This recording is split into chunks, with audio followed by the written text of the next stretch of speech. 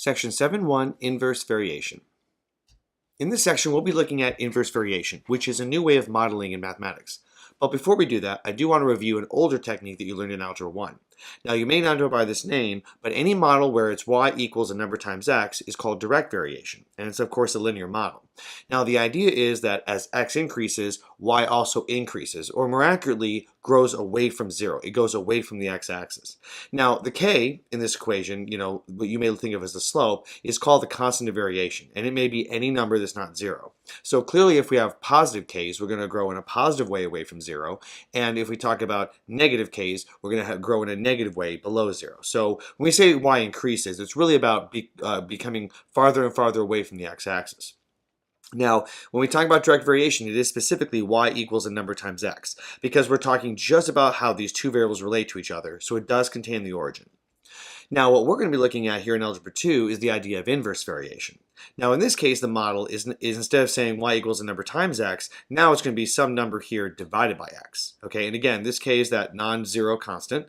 But the thing is, this graph is much different. It's called a hyperbola. And later on, we'll learn how to graph that and take a look at what it is. But more importantly, the way that it works is sort of at the opposite. As x increases, y approaches zero. So whether k is positive or negative, as you get more and more x values, I should say as they get larger and larger, the y values get closer and closer to zero.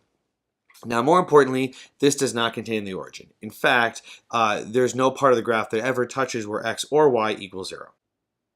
Now, for our first example, we're going to be looking at some different equations, relationships of x and y, and we want to determine whether or not it models direct or inverse variation, or maybe it's neither of the two.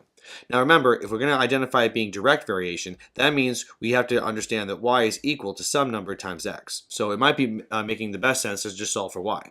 Likewise, if we solve for y, and we notice that it simplifies to be some number divided by x, that would be inverse variation. And if it doesn't really fit either of those two, of course, we'll just say neither. Now, in our first example, we have the product of xy always equaling 5. So if I solve for y, this, after I divide both sides by x, would give me 5 over x. So clearly, this is a situation that's modeled by inverse variation.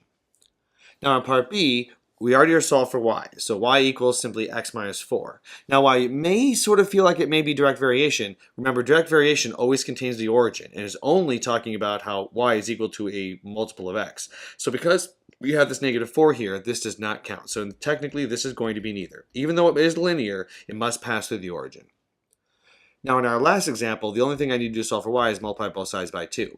And again, clearly, because we have the relationships of x and y being linear with just a number in front of x, this right here would be direct variation. So in this case, we're going to start looking at some tabular data. And the reason we want to do this is because oftentimes in real life situations, we are only given a certain amount of information about any given situation. So in this case, we have a table. And what we basically know is at different points of x, we know the values of y. And what we want to know is how can we best model this, okay? Because we may want to predict or work with this model in a certain way. So we want to take the given kind of raw data here and create an equation where we can start working with it and doing mathematics. So here's how we figure out which one's which, okay? Because obviously, again, all we're looking at is a bunch of ordered pairs, and to know the best way to model it, we have to understand how they work and how they're related. So if we're looking at direct variation, obviously it's y equals a number times x. So since we're only given ordered pairs, I want to understand what that means as far as the products of, I should say how x and y really work together. So if I go ahead and solve this for k, you can see that when you go from y equals kx and solving for k, you get y over x equals k. That means that because k, of course, is constant, that means that whatever the y divided by the x is will always be the same. So given tabular data, if you notice that the y value divided by the x value is always the same exact number, that means that it fits the direct variation model. Now, in the other way, if we start looking at inverse variation, again, y equals k over x, if we solve for k here, we get that the product xy is always going to be equal to that constant. And that means, of course, that xy will always be the same number. So again, given this kind of raw data of these ordered pairs, if we notice that the product of x times y is always the exact same number every time, that would tell us that the best model for this data would be inverse variation. Okay, so again, in our example here, we're going to look at the tabular data and decide which one's the best.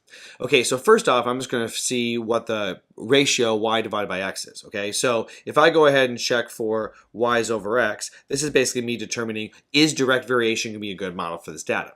So in this case, if I take y divided by x, negative 12 divided by 2, we get negative 6.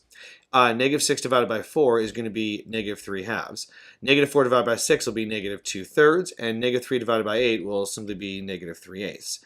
Now clearly these are all different, okay? So direct variation doesn't look like it's going to be a good option. Instead, let's look at the product of x times y.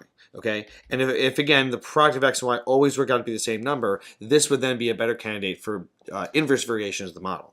So if I take negative 12 times 2, we're going to get negative 24. Negative 6 times 4, that's also negative 24.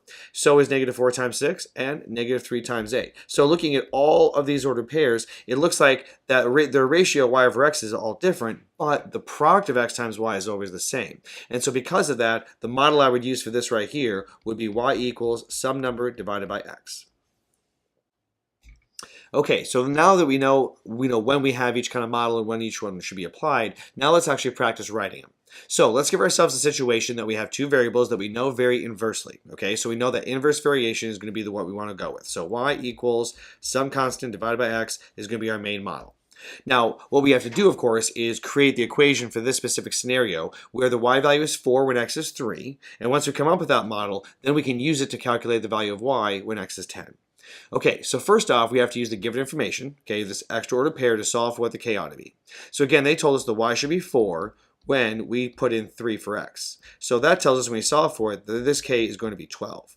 So for the scenario I'm given, the model is going to be y equals 12 divided by x. Okay, so this right here is how I can calculate and estimate and do all the different things with this particular situation. Now what I'm asked for is, what's the value of y when x is 10? Okay, so what I want to do then is say, all right, the value of y is going to be 12 divided by 10, or if we simplify it, it's going to be 6/5. For our last example, we'll look at the situation of roofing a house. So in this case, we'll be looking at the time in hours that it takes a group of roofers to roof a house, knowing that it varies inversely with the number of n roofers that are working on it. Now, we also know that it takes a group of 4 roofers 9 hours to roof a house. So the first thing we want to do is let's make a table and look at how long it may take to do a job roofing a house when we either use 2, 6, 9, or 12 people on the job. Okay, so in this case, we'll make a little table here. So this is the number of roofers and how long it takes them.